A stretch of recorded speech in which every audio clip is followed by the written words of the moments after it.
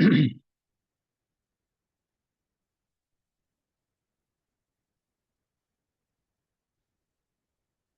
जैसा पिछली बार हम लोग पढ़ रहे थे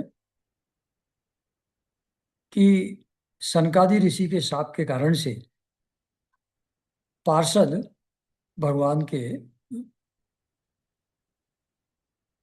जय और विजय, वो दोनों हिरण्यकशिपु और हिरण्याक्ष के रूप में दिति के पुत्र हुए।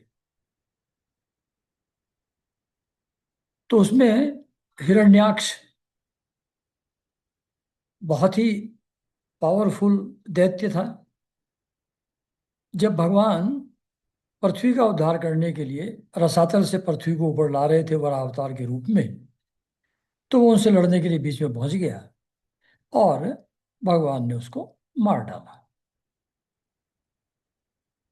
तो जब वराह अवतार धारण करके हिरण्याक्ष को मार डाला, तब भाई के मारे जाने पर हिरण्यकशिपु के अंदर बहुत भयंकर क्रोध पैदा हुआ। वो उस क्रोध से जल भुन गया, शोक से बहुत संतप्त हो गया। तो क्रोध से कांपता हुआ अपने दांतों से बार बार होठ को चबाने लगा। क्रोध से दहकती हुई आंखों की आग के धुएं से धूमिल हुए आकाश की ओर देखता हुआ वह कहने लगा, मतलब आंखों की आग के धुएं से धूमिल हुए आकाश की तरफ। ऐसी जबरदस्त आग थी कि आकाश भी धूमिल हो गया उसके धुएं से। तो देख करके क्रोधवश दांत को चबाता, होठ को चबाता हुआ यह बोलने लगा। उस समय उसकी विकराल दाढ़, आग उगलने वाली उग्र दृष्टि और चढ़ी हुई भौहों के कारण उसका मुंह देखा न जाता था।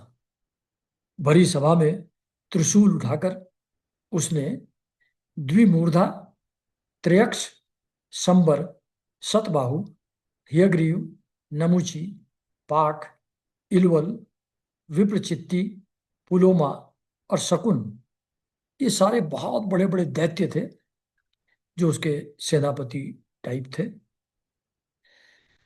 तो उनको सबको संबोधन करते हुए हिरण्यकशिपु ने कहा कि दैत्यों और दानवों, तुम लोग मेरी बात ध्यान से सुनो और उसके बाद जैसा मैं कहता हूं वैसा तुम लोग करो।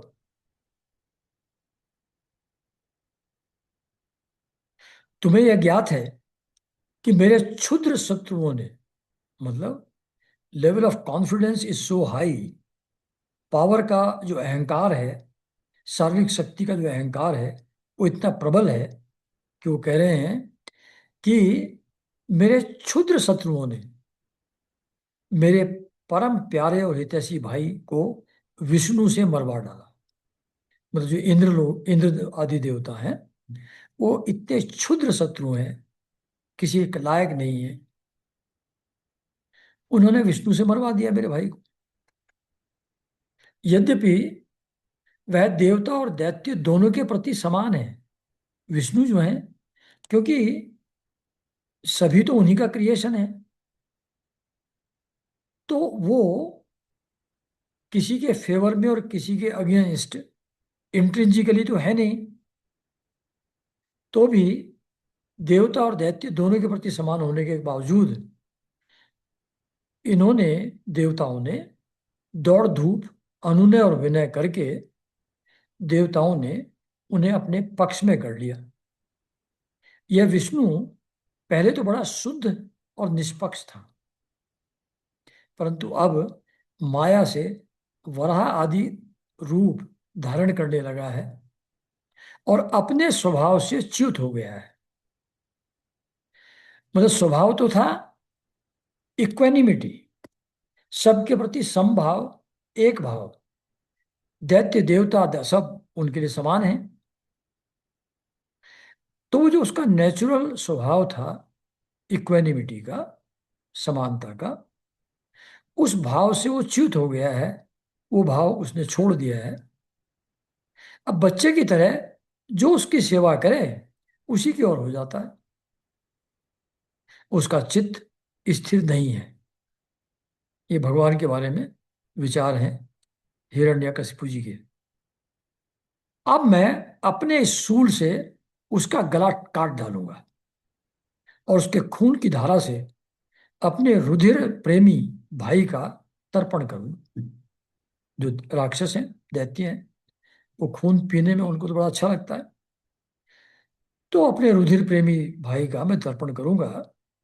तब कहीं मेरे हृदय की पीड़ा शांत होगी। उस मायावी शत्रु के नष्ट होने पर, पेड़ की जड़ कट जाने पर, जैसे डालियों कट जाने पर डालियों की तरह सब देवता अपने आप सूख जाएंगे। वो तो उन्हीं का आधार पर तो पले हुए हैं, क्योंकि उनका जीवन तो विष्णु ही है। तो उसको मार डालूंगा मैं, फिर देवता तो अपने आप ही नष्ट हो जाएंगे, जैसे पेड़ की जड़ काटने से उसकी डालियां सूख जाती। इसलिए तुम लोग इसी समय पृथ्वी पर जाओ। जो उसके बड़े बड़े सेनापति थे उनको ये आदेश दिया। आजकल वहां ब्राह्मण और क्षत्रियों की बहुत बढ़ती हो गई है। वहां जो लोग तपस्या, यज्ञ, स्वाध्याय, व्रत और दान आदि शुभ कर्म कर रहे हों, उनको सबको मार डालो। विष्णु ही जड़ है द्विजातियों का, विष्णु की जड़ है द्विजातियों का धर्म कर्म, क्योंकि यज्ञ और धर्म ही उसके स्वरूप हैं। देवता, ऋषि, पितर, समस्त प्राणी और धर्म का वही परम आश्रय है। जहां जहां ब्राह्मण, गाय, वेद, वर्णाश्रम और धर्म कर्म हो, उन उन देशों में तुम लोग जाओ, उन्हें जला दो, उजाड़ दो। कहते हैं कि विष्णु का जो पोषण होता है, विष्णु की जो जड़ है, विष्णु का जो धर्म जो आधार है, वह है धर्म। और ये धार्मिक धार्मिक कार्य जो हैं, ये ब्राह्मण और क्षत्रिय लोग करते हैं यज्ञ के रूप में। अगर यज्ञ को नष्ट कर दिया जाए,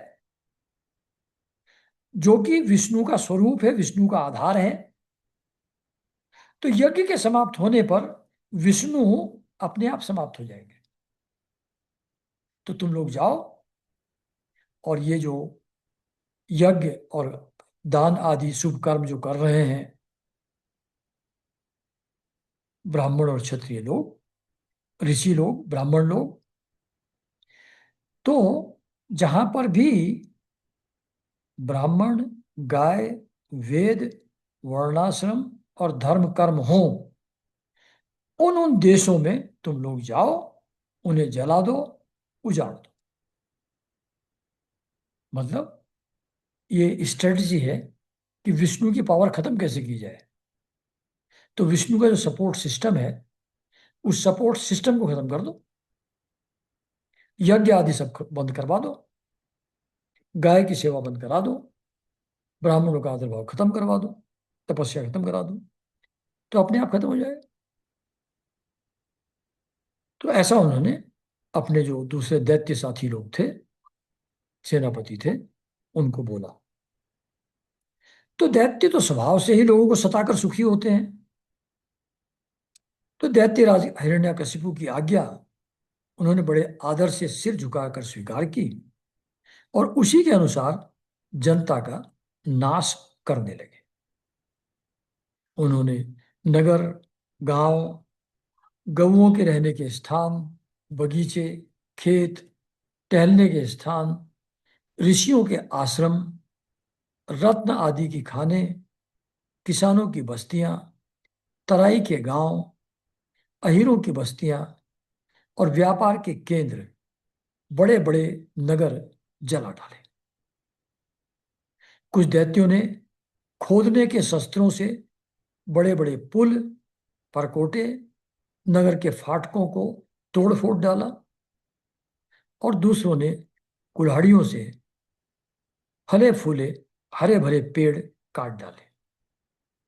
कुछ दैत्यों ने जलती हुई लकड़ियों से लोगों के घर जला दिए। इस प्रकार दैत्यों ने निरीह प्रजा का, जो लाचार असहाय प्रजा है, निरीह है, उस प्रजा का बड़ा उत्पीड़न किया। उस समय देवता लोग स्वर्ग छोड़कर छिपे रूप से पृथ्वी पर विचरण करते थे। स्वर्ग क्यों छोड़ा हुआ था? क्योंकि हिरण्यकशिपु के डर से कि वो उनको मार डालेगा, तो स्वर्ग को छोड़ करके भाग गए वो, और पृथ्वी पर छिपे रूप से रहने लगे देवता लोग। तो युधिष्ठिर को बता रहे हैं नारद जी, ये कहानी वो चल रही है कि जब यज्ञ के समय, अनुष्ठान के समय, जब कृष्ण भगवान ने शशि शिशुपाल को मार डाला और शिशुपाल की आत्मा की ज्योति कृष्ण भगवान में समा गई, तो युधिष्ठिर ने नारद जी से पूछा था कि आप बताइए कि इतना शैतान आदमी, इतना राक्षस है, जो पानी पी पी करके भगवान को गाली देता था, वो कैसे वो गति पा गया जो बड़े बड़े ऋषि मुनियों को भी नहीं मिलती है? कैसे भगवान के साथ एकात्म हो गया? ये प्रश्न था युधिष्ठिर का। उसका उत्तर नारद जी दे रहे हैं, जिसमें ये वृतांत वो सुना रहे हैं। तो फिर नारद जी आगे कहते हैं कि युधिष्ठिर, भाई की मृत्यु से हिरण्यकशिपु को बड़ा दुख हुआ था। जब उसने उसकी अंत्येष्टि क्रिया से छुट्टी पा ली, तब शकुनी, संबर, धृष्ट, भूत संतापन, वृक, कालनाभ, महानाभ, हरिश्मश्रु और उत्कच अपने इन भतीजों को सांत्वना दी। ये जो नाम अभी बताए गए हैं, ये सब हिरण्याक्ष के बच्चे थे, जिस हिरण्याक्ष को भगवान ने वराह अवतार लेकर मार डाला।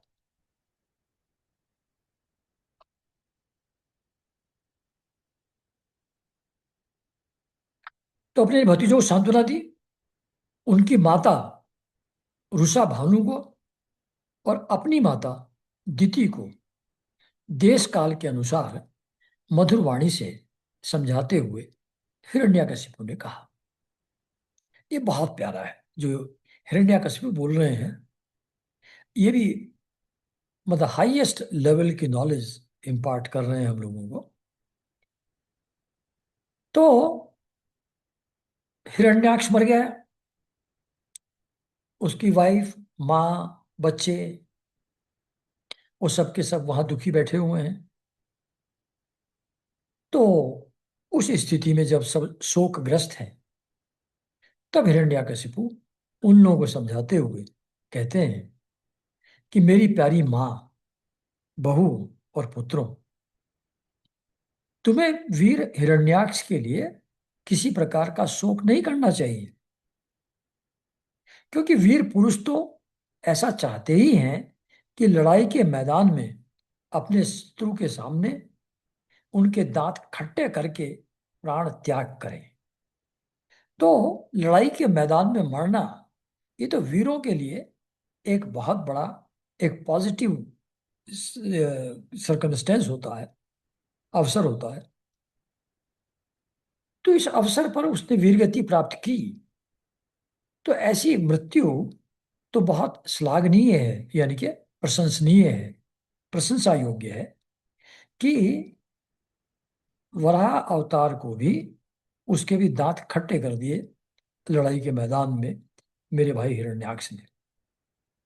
तो देवी, जैसे प्याऊ पर बहुत से लोग इकट्ठे हो जाते हैं, परंतु उनका मिलना जुलना थोड़ी देर के लिए ही होता है, वैसे ही अपने कर्मों के फेर से दैववश, यानी कि भाग्यवश, प्रारब्धवश जीव भी मिलते और बिछुड़ते रहते हैं।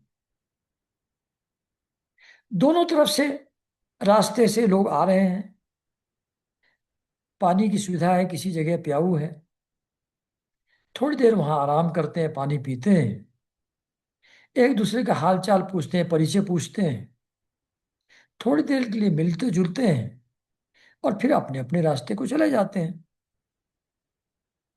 तो ऐसे ही वास्तव में आत्मा नित्य, अविनाशी, शुद्ध, सर्वगत, सर्वज्ञ और देह इंद्रिय आदियों से पृथक है। देह इंद्रियों से अलग है चेतन तत्व आत्मा। वो एटर्नल है, उसका मरना बिछुड़ना नहीं होता। वो तो हमेशा एक रस रहती है। वो अविनाशी है, शुद्ध है, उसमें कोई परिवर्तन नहीं होता। वो वैसी की वैसी रहती है, किसी चीज से डिस्टर्ब नहीं होती, अशुद्ध नहीं होती।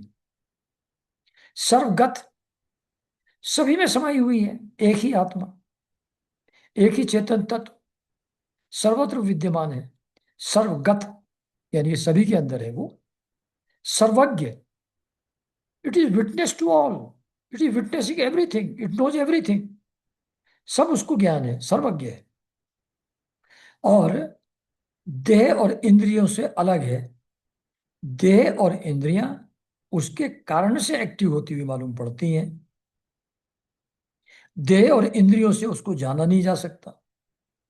देह और इंद्रियों को एक्टिवेट करने वाली वो चीज है, वो देह और इंद्रियों से अलग है। वह अपनी अविद्या से ही देह आदि की सृष्टि करके भोगों के साधन सूक्ष्म शरीर को स्वीकार करता है। जो अविद्या है उसके कारण से आत्मा देह की सृष्टि करती है और उस देह के द्वारा जो उसके अंदर सूक्ष्म शरीर है, देह के अंदर,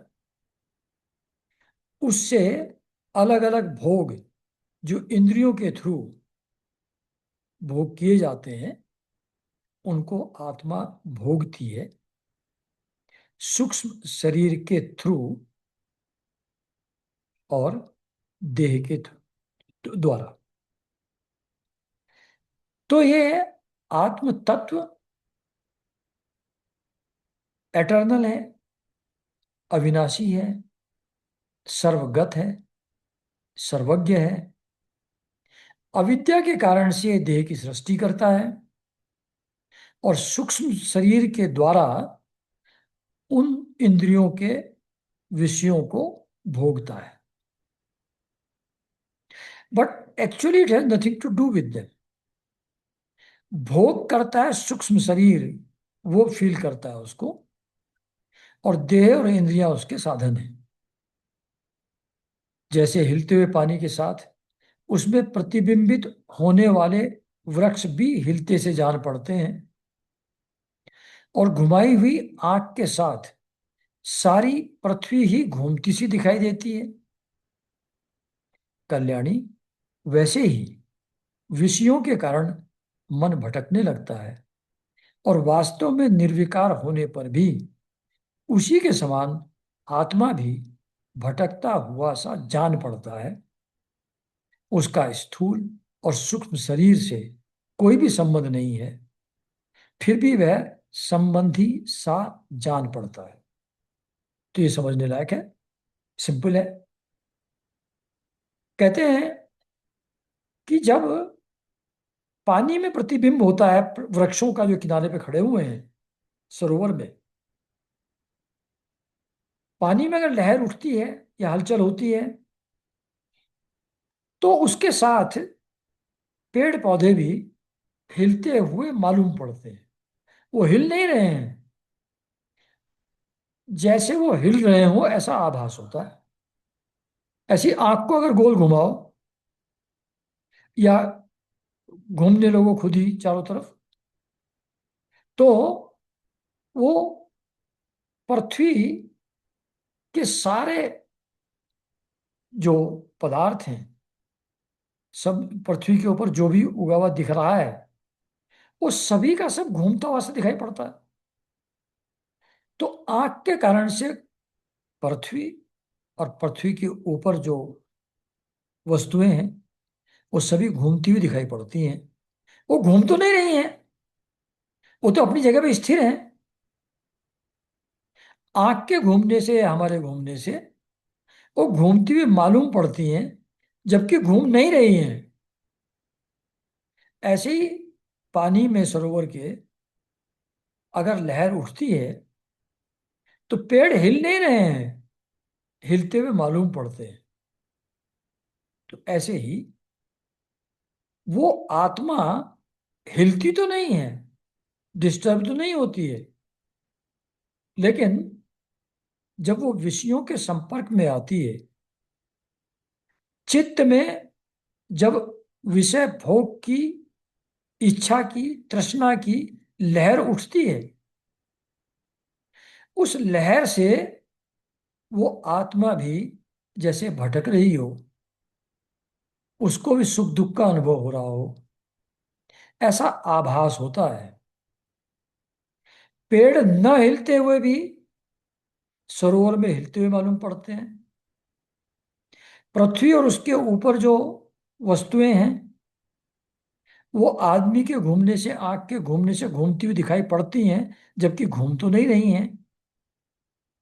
ऐसे ही जब चित्त के अंदर इच्छाओं की, तृष्णाओं की लहर उठती है तो सुख दुख का अनुभव जैसे आत्मा को हो रहा हो ऐसा लगने लगता है, जबकि आत्मा तो निर्विकार है, साक्षी है, उसको कुछ होता नहीं है। लेकिन मन के अंदर, चित्त के अंदर वासनाओं की, इच्छाओं की लहर उठने के कारण आत्मा को सुख दुख हो रहा है ऐसा आभास होने लगता है। वो है नहीं। तो I think it's very clear कि पेड़ न हिलते हुए भी हिलते दिखते हैं, पृथ्वी न घूमते हुए भी घूमती हुई दिखाई पड़ती है। ऐसी आत्मा भी सुख दुख प्राप्त न होते हुए भी सुख दुख को प्राप्त होती हुई मालूम पड़ती है, जैसे हम लोगों के सभी के अंदर सुख दुख का अनुभव होता है। तो ये प्रतीति मात्र है। सुख दुख आत्मा को नहीं हो रहा है, चेतन तत्व को नहीं हो रहा है, वो मन को सिर्फ महसूस हो रहा है, वो एक्चुअली है नहीं। ये कह रहे हैं हिरण्यकशिपु, समझा रहे हैं अपनी माता को, बहू लोगों को। सब प्रकार से शरीर रहित आत्मा को शरीर समझ लेना, यही तो अज्ञान है। तो हम सभी लोग उस अज्ञान के दायरे में हैं। शरीर को कोई भी कष्ट होता है तो हमको लगता है हमको कष्ट हो रहा है। तो आत्मा जो शरीर रहित है उसको शरीर समझ लेना, यही अज्ञान है। इसी से प्रिय अथवा अप्रिय वस्तुओं का मिलना और बिछुड़ना होता है, देह के कारण से। इसी से कर्मों के साथ संबंध हो जाने के कारण संसार में भटकना पड़ता है। शरीर को मैं समझ लेना, शरीर को आत्मा समझ लेना, इसी से मिलने और बिछुड़ने का आभास होता है। चीजें तो अपने हिसाब से आ जा रही हैं, पर मिलने बिछुड़ने का हर्ष और विषाद, ये शरीर मैं हूं इस कारण से मालूम पड़ता है। क्योंकि शरीर अपने नजदीकी लोगों के साथ जो संबंध है, वो जो लोग उसको प्रिय और अप्रिय, मित्र और शत्रु मालूम पड़ते हैं, जैसे ये शरीर छूटा, वो सारे के सारे लोग अचानक गायब हो जाते हैं।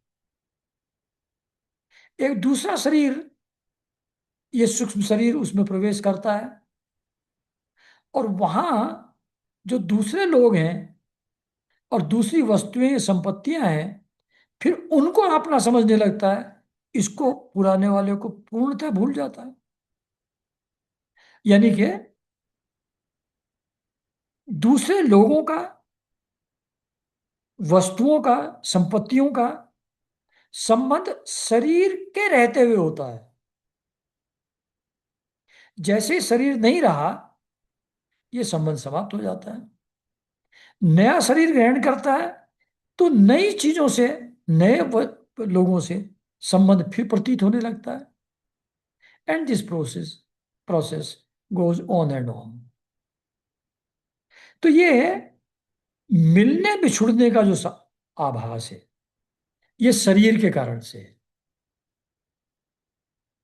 इन सब चीजों का संबंध शरीर से है। ये शरीर छूटता है, दूसरे शरीर में सूक्ष्म शरीर एंटर करता है, तो फिर दूसरे सेट ऑफ पर्सन्स और चीजों को, फिर उनको अपना समझने लगता है, फिर तीसरे सेट को समझने लगता है। तो इन पर्सन्स का और वस्तुओं का संबंध शरीर के रहते हुए है। शरीर छूटा, ये संबंध समाप्त हुए। तो ये जो मिलना और बिछुड़ना मालूम पड़ता है प्रिय और अप्रिय वस्तुओं का, यह शरीर मैं हूं इस अज्ञान के कारण से है। इसी के कारण से कर्म बंधन बनता है और इसी के कारण से संसार में भटकना पड़ता है। तो root cause is I am this body. ये जो भाव सघन रूप से हमारे अंदर है, उसी के कारण से ये मिलना और बिछुड़ना, दुख और शोक मालूम पड़ते हैं।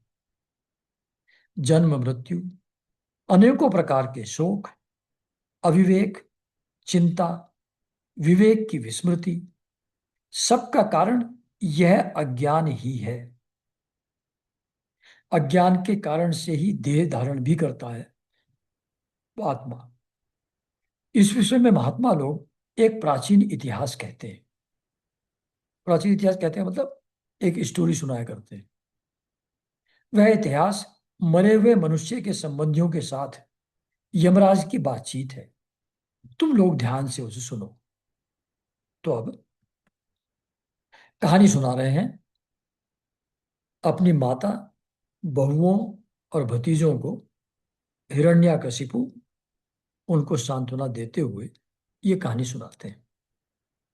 तो बेसिक बात ये कह रहे हैं कि ये मिलना बिछुड़ना शरीर का है, अज्ञान के कारण से है। मैं देह हूं इस कारण से है।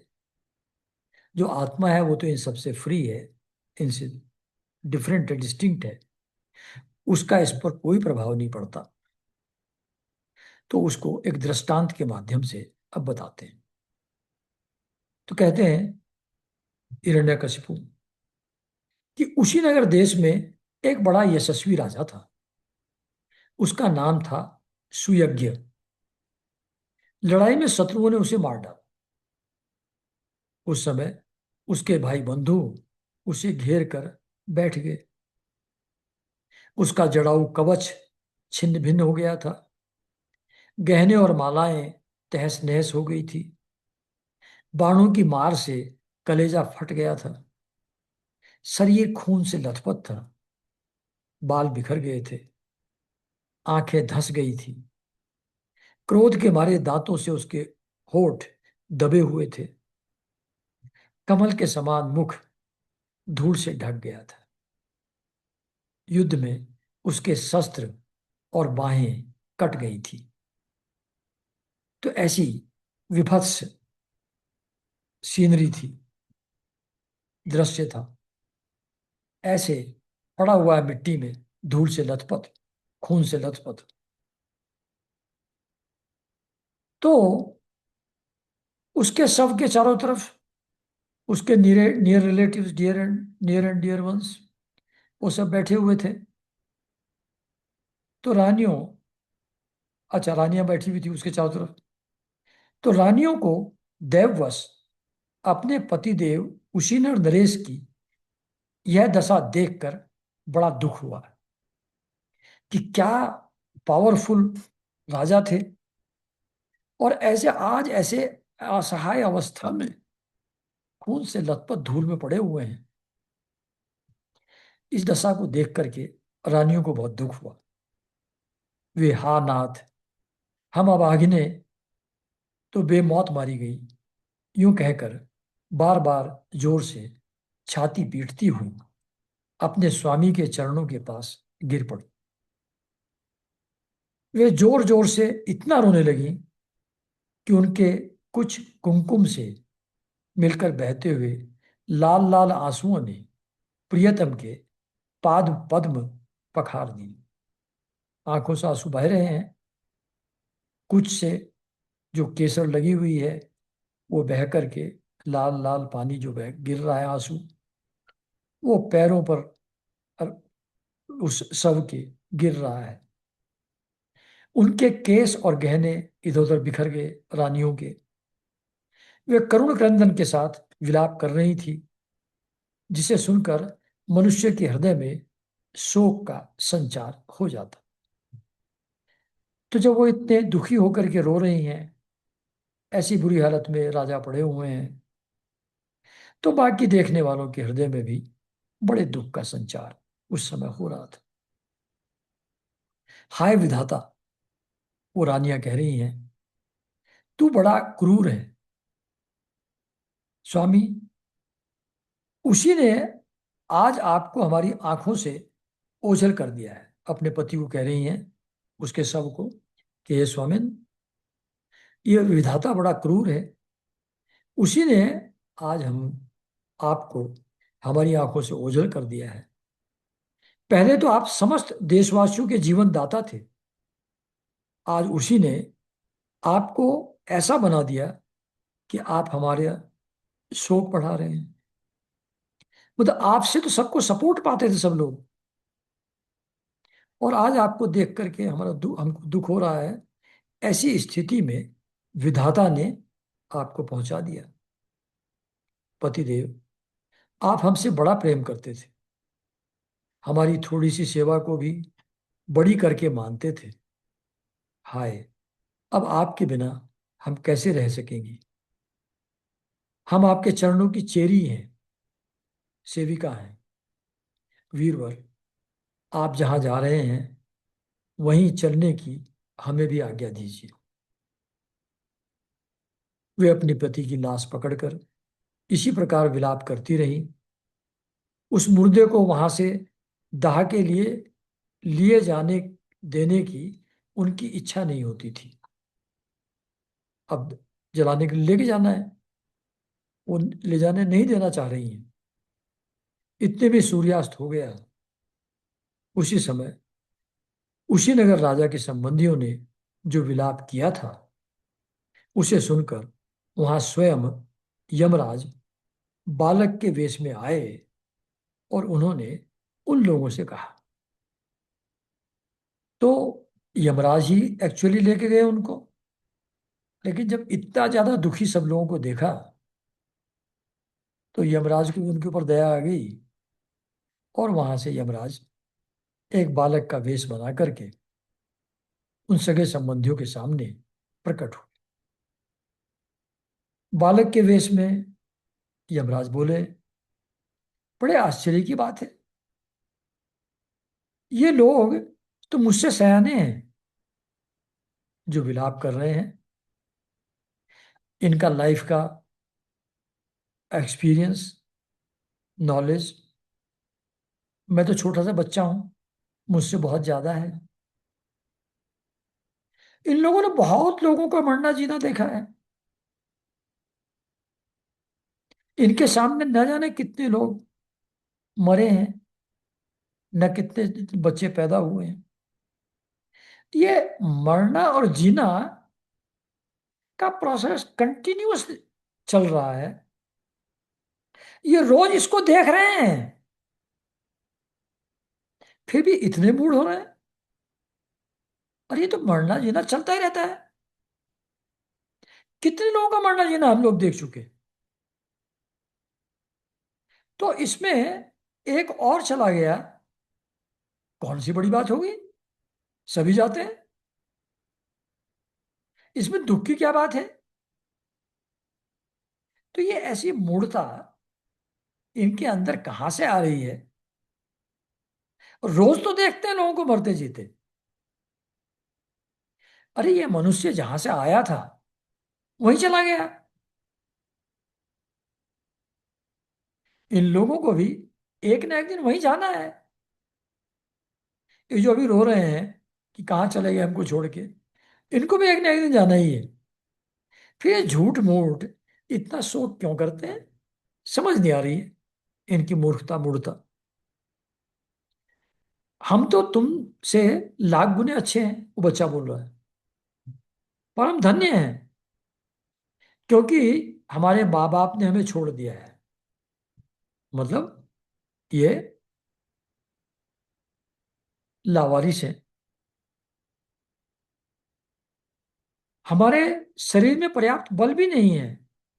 छोटा बच्चा है, कितनी शक्ति होगी उसकी? फिर भी हमें कोई चिंता नहीं है। भेड़िए आदि हिंसक जंतु हमारा बाल भी बांका नहीं कर पाते। जिसने गर्भ में रक्षा की थी वही इस समय जीवन में भी हमारी रक्षा करता रहता है। हम तो घूमते रहते हैं, भेड़िए भी घूमते रहते हैं, कुछ नहीं होता हमारा। क्योंकि सबकी रक्षा करने वाला तो वही एक भगवान है। गर्भ में हमारा पोषण कौन कर रहा था? हमारी रक्षा कौन कर रहा था?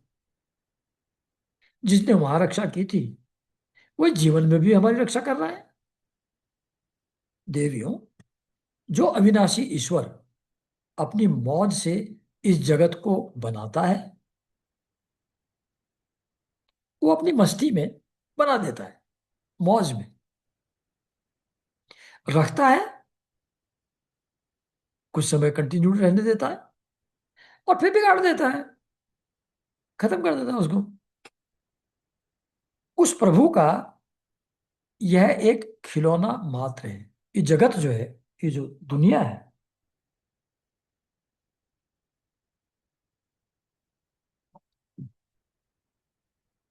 ये तो उसकी लीला है, भगवान की मौज है।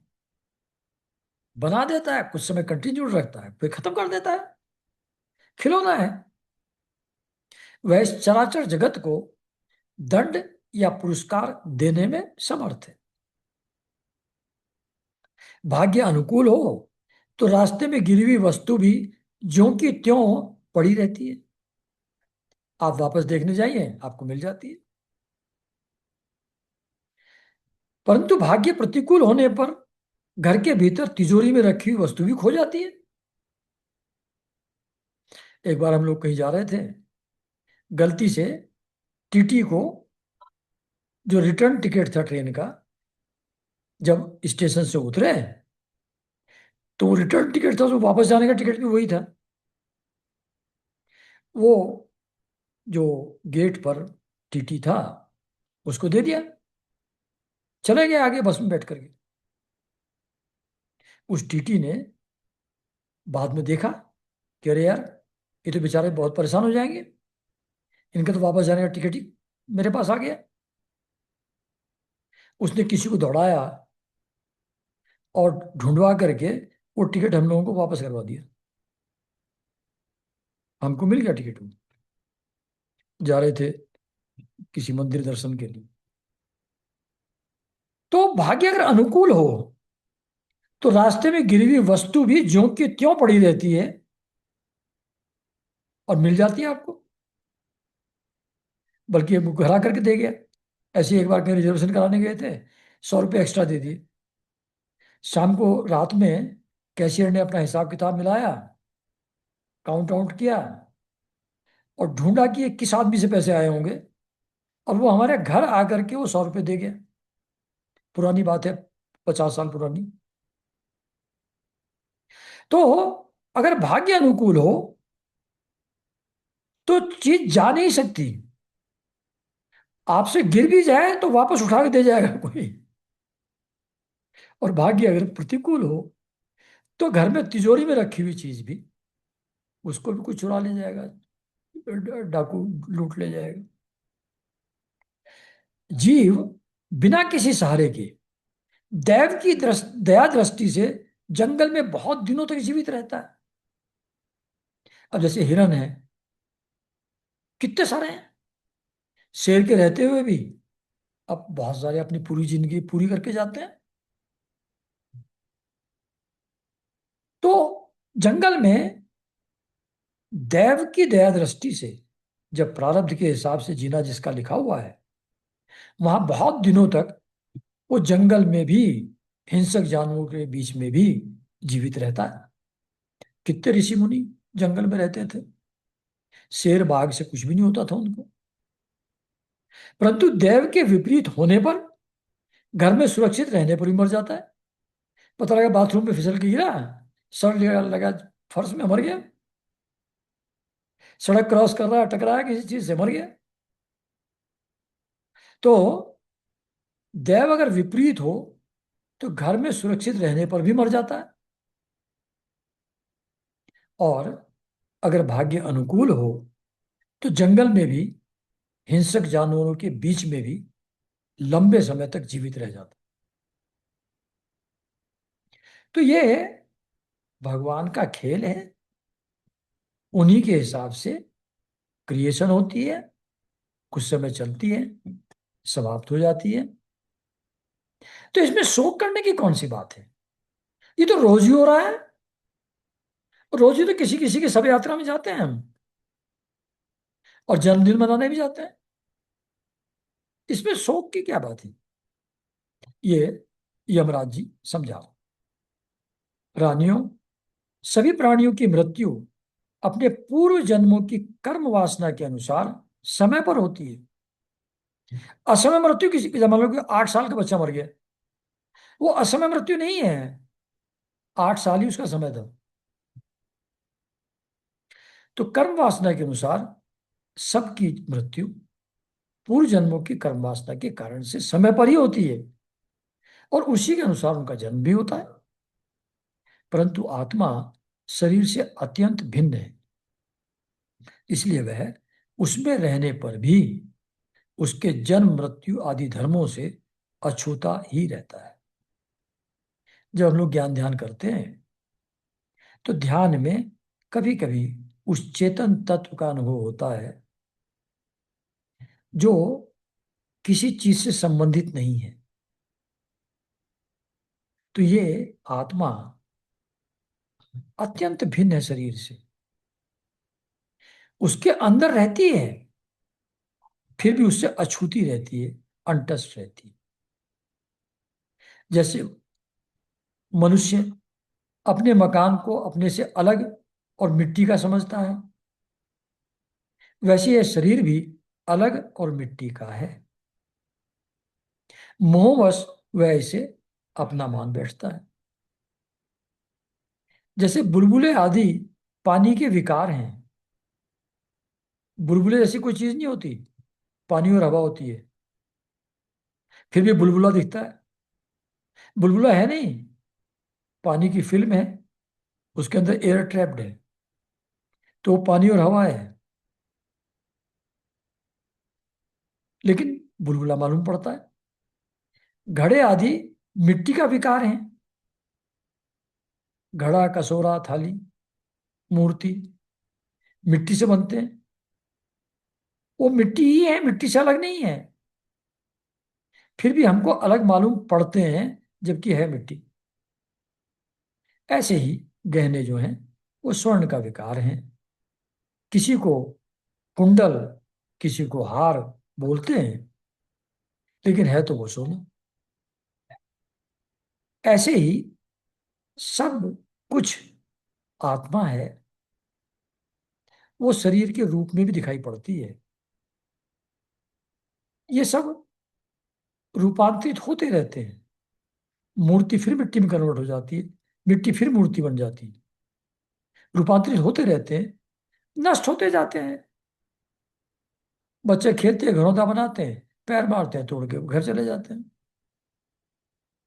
वैसे ही इन्हें तीनों के विकार से ये शरीर भी समय समय पर बनता और बिगड़ता रहता है।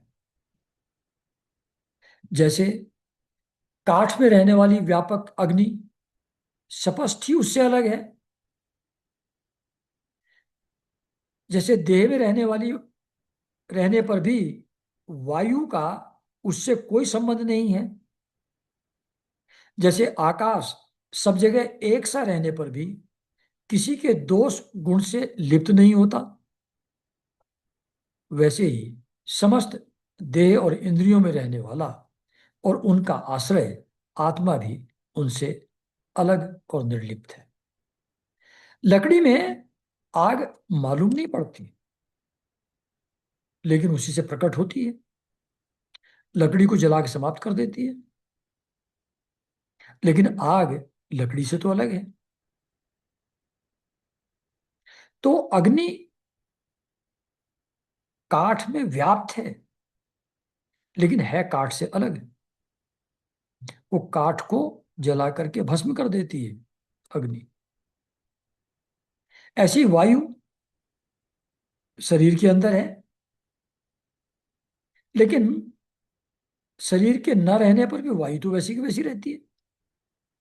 कोई फर्क नहीं पड़ता उसको देह के रहने ना रहने से। ऐसी आकाश सब जगह है, कहीं खुशबू है, कहीं बदबू है, कहीं अच्छा रूप है, कहीं अगली फिगर है।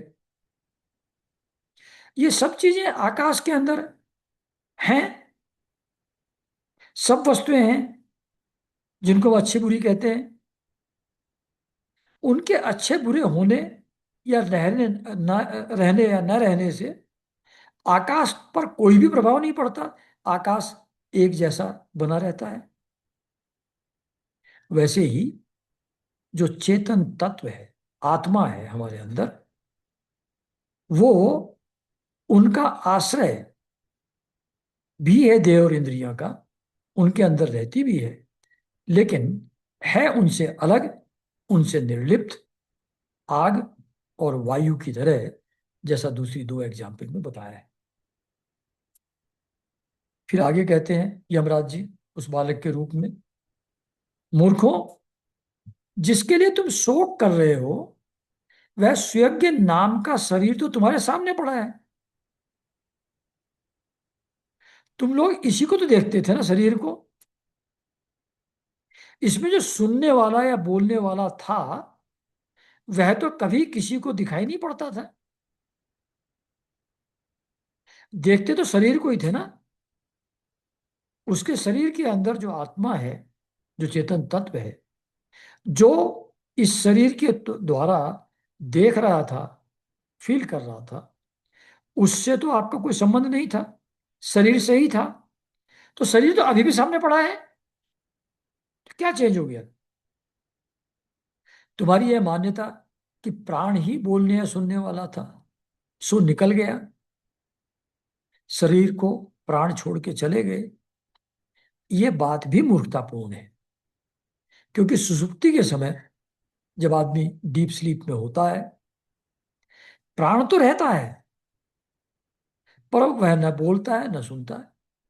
डीप स्लीप में प्राण के होते हुए भी न वो बोलता है और न शरीर सुनता है, इंद्रियां एक्टिव नहीं रहती। तो प्राण निकल जाने से नहीं होता, प्राण तो तब भी है, सुसुप्ति में भी है, तब भी बोल और सुन तो नहीं रहा है। तो प्राण के कारण से बोलना या सुनना प्राण के कारण से नहीं हो रहा है, क्योंकि प्राण तो सुसुप्ति में भी है, तब तो नहीं होता। इसलिए प्राण निकलने से मर गया है, ऐसा नहीं है। वो आत्मा है जिसके कारण से ये शरीर इनएक्टिव स्टेट में आ जाता है। शरीर में सब इंद्रियों की चेष्टा का हेतुभूत जो महाप्राण है, वह प्रधान होने पर भी बोलने या सुनने वाला नहीं है, क्योंकि वह जड़ है। जो प्रधान यानी कि महत तत्व है, जिससे त्रिविध अहंकार और इंद्रियां पैदा होती हैं, वो भी सुनने बोलने वाला वो भी नहीं है, वो महत्त्व भी नहीं है जो कारण है इंद्रियों और शरीर के पैदा होने का, क्योंकि वो महत्त्व भी जड़ ही है। देह और इंद्रियों द्वारा सब पदार्थों का दृष्टा जो आत्मा है, वह शरीर और प्राण दोनों से पृथक है। तो ये शरीर तो अभी भी यहां पड़ा है। तो वो जो आत्मा है उसका संबंध इस शरीर से छूट गया, इस कारण से मृत मालूम पड़ रहा है। तो वो जो आत्मा है वो इस शरीर से भिन्न है, शरीर के रहते हुए भी वो उससे अलग है, प्राण से भी अलग है। यद्यपि वह प्रच्छिन्न नहीं है, व्यापक है, लिमिटेड नहीं है, ऑल परवेडिंग है, व्यापक है, फिर भी पंचभूत इंद्रिय और मन से युक्त नीचे ऊंचे देव, मनुष्य, पशु पक्षी आदि शरीरों को ग्रहण करता और अपने विवेक बल से मुक्त भी हो जाता है। तो ये जो ऑल परवेडिंग कॉन्सियसनेस है, ये पंचभूत इंद्रिय और मन, इनका जो संघात सूक्ष्म शरीर और स्थूल शरीर है, उसके द्वारा कभी वो देवता के रूप में प्रकट होता है, कभी मनुष्य के रूप में प्रकट होता है, कभी पशु पक्षी आदि के रूप में प्रकट होता है। तो ये अलग अलग शरीरों को ग्रहण करता रहता है और उस समय ऐसा मालूम पड़ता है जैसे वो वही है। पशु पशु है, आत्मा पशु जैसा मालूम पड़ता है उस समय, पक्षी जैसा मालूम पड़ता है उस समय, शरीर को ग्रहण करने के कारण। लेकिन अपने विवेक बल से मुक्त भी हो जाता है। इस अविद्या का नाश होने पर, मैं शरीर हूं इस भाव का नाश होने पर, अपने तर्क के द्वारा, अंडरस्टैंडिंग के द्वारा, विवेक बल से ये इस भाव से कि मैं शरीर हूं उससे मुक्त भी हो जाता है, क्योंकि वास्तव में ये इन सब से अलग है। ये इन सब चीजों को एक्टिवेट करता है। ये सब चीजें वो आत्मा नहीं है। जब तक वह पांच प्राण, पांच कर्मेंद्रिय, पांच ज्ञानेंद्रिय, बुद्धि और मन, इन 17 तत्वों से बने हुए लिंग शरीर से युक्त रहता है, जब तक आत्मा पांच प्राण, पांच कर्मेंद्रिय, पांच ज्ञानेंद्रिय, बुद्धि और मन, इन 17 तत्वों से बना हुआ जो लिंग शरीर यानी कि सूक्ष्म शरीर है, जो एक स्थूल शरीर को छोड़कर दूसरे में चला जाता है, तो जब तक आत्मा इनके साथ संबंधित मालूम पड़ता है, तभी तक कर्मों से बंधा रहता है। और इस बंधन के कारण ही माया से होने वाले मोह और क्लेश बराबर उसके पीछे पड़े रहते हैं। शरीर के अंदर जो हर्ष और शोक होते हैं वो मुझे ही हो रहे हैं, आत्मा को ऐसा गलत आभास होता है लिंग शरीर के साथ संयुक्त होने के कारण।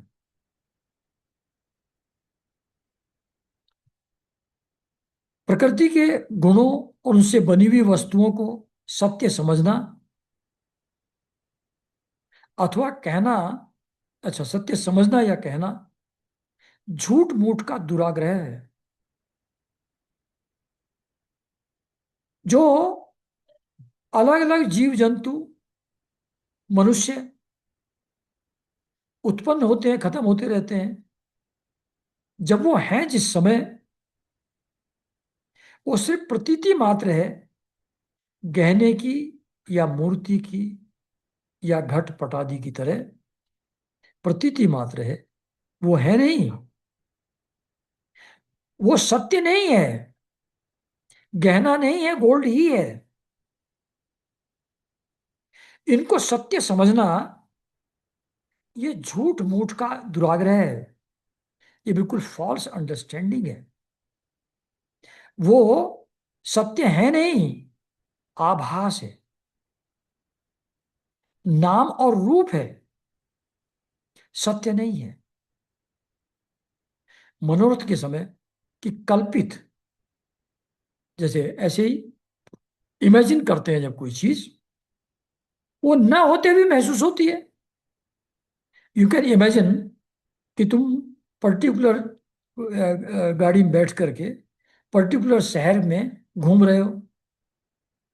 घूम तो नहीं रहे हो, बैठे तो यहाँ हो। या किसी से प्रेम संबंधी बातें कर रहे हो, मन में ऐसा विचार है,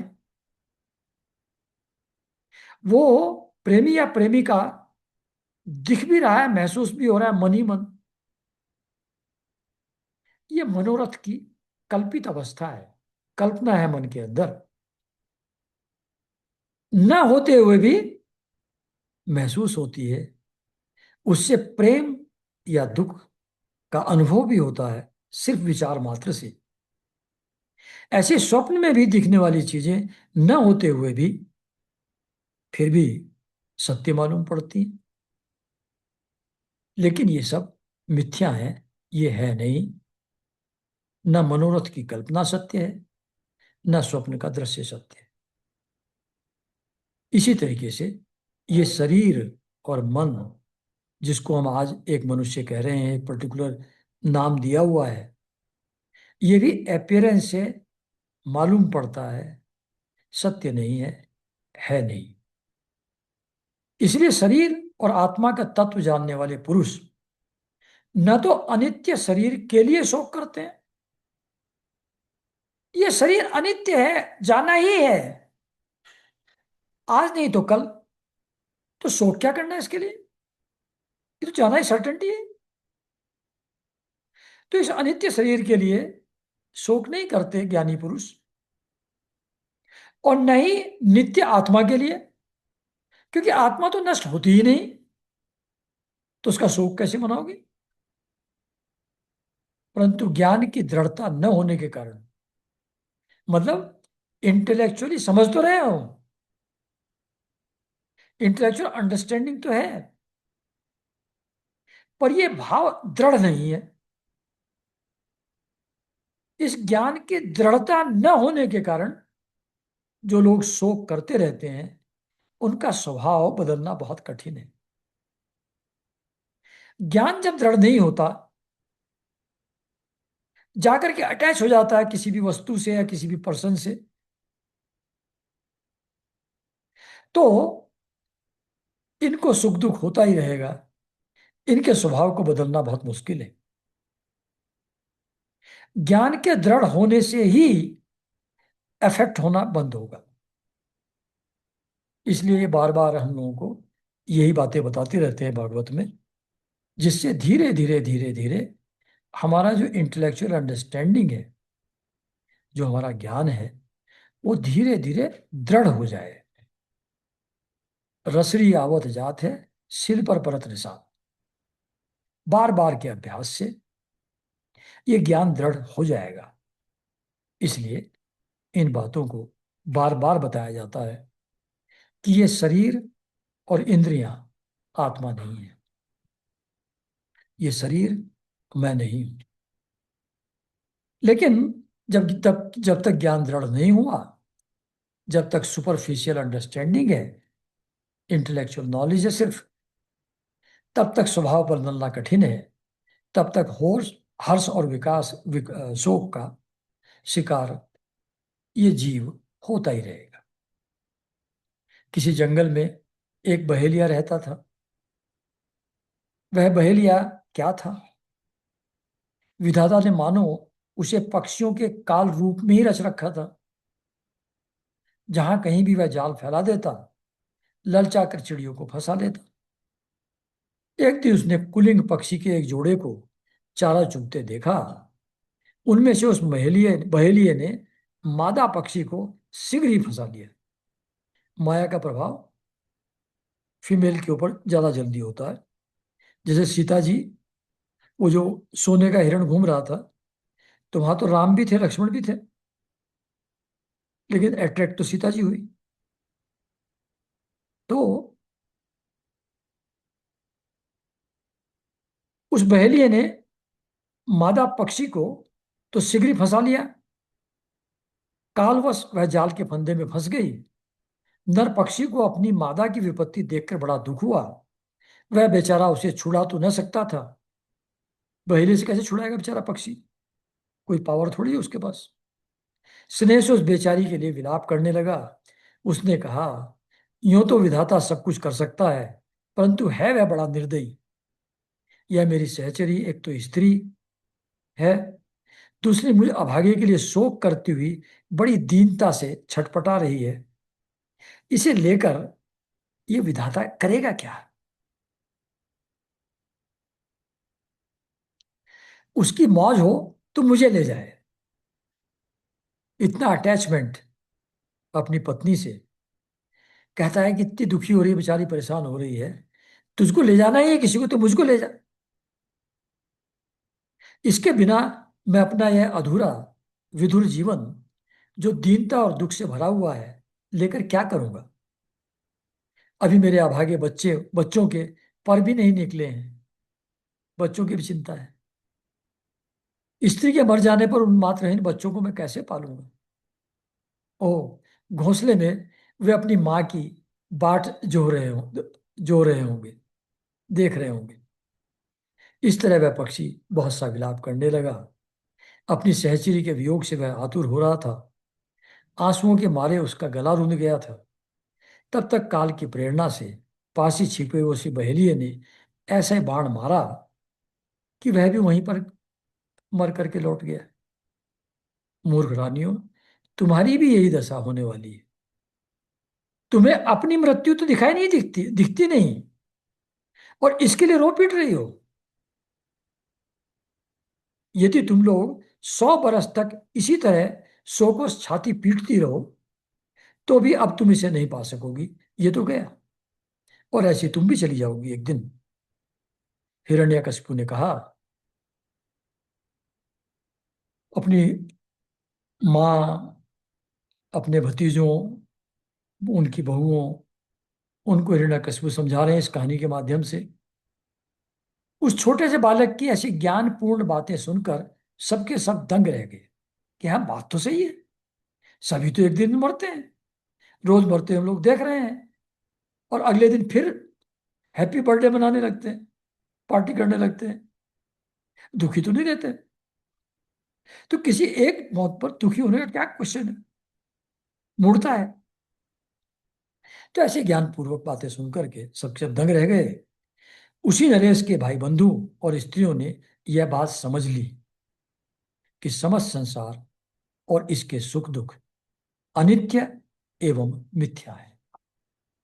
सब चीजें, हमारे जो सुख दुख हैं, ट्रांजिटरी हैं।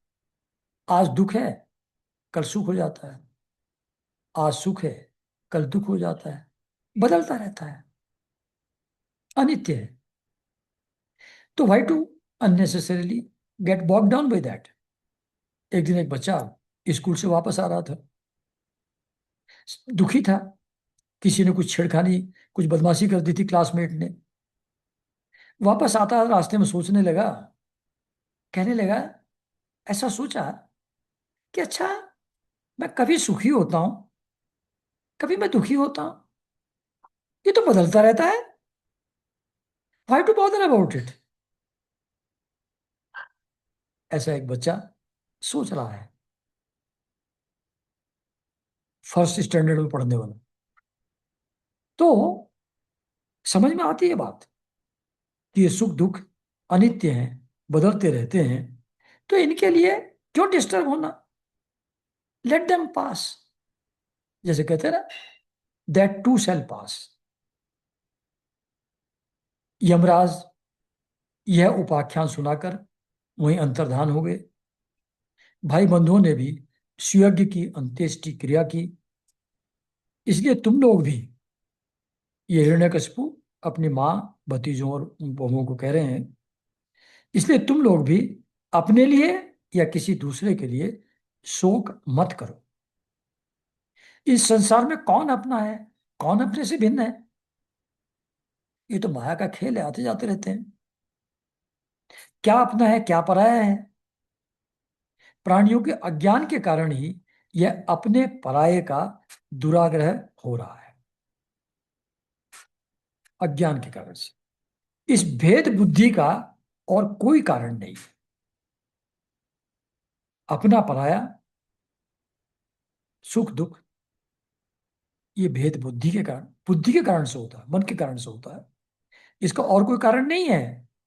इन रियलिटी तो चीजें बदल रही हैं लगातार। पैदा हो रही है, खत्म हो रही है, पैदा हो रही है, खत्म हो रही है, सुख आ रहा जा रहा है, दुख आ रहा जा रहा है। ये प्रवाह के रूप में सब चलता चला जा रहा है। इसमें सुख दुख का कोई कारण नहीं है हमारे लिए। तो भेद बुद्धि जो हमारे मन की है, प्रिय अप्रिय समझने का जो हमारा भाव है, उसके कारण से ऐसा मालूम पड़ता है चीजें तो जैसी हैं वैसी ही हैं, अपने स्वाभाविक प्रवाह में चल रही हैं। सुख दुख अपनी बुद्धि के कारण से मालूम पड़ता है, सुख दुख है नहीं। तो भेद बुद्धि के कारण से ऐसा मालूम पड़ता है। तो नारद जी ने कहा, ये कहानी जो हिरण्यकशिपु की कहानी सुना रहे थे, ये नारद जी युधिष्ठिर जी को सुना रहे थे। जहां तो युधिष्ठिर अपनी पुत्र वधू के साथ दिति ने हिरण्यकशिपु की यह बात सुनकर उसी क्षण पुत्र शोक का त्याग कर दिया और अपना चित्त परम तत्व स्वरूप परमात्मा में लगा दिया।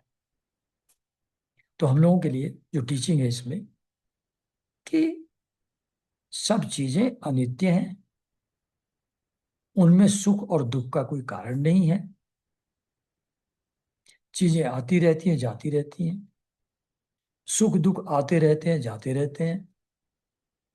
उनमें मन फंसाने के बजाय परमात्मा में मन को लगाओ।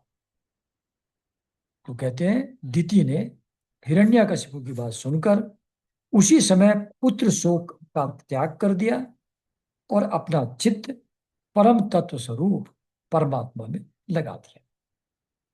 तो हम लोगों को भी यही करना है, ट्रांजिटरी चीजों को छोड़ करके परमात्मा में ध्यान लगाना है। यहीं पर यह चैप्टर समाप्त हो जाता है और फिर आगे की कहानी हम लोग अगले रविवार फिर पढ़ेंगे, सुनेंगे। तब तक के लिए सबको नमस्कार।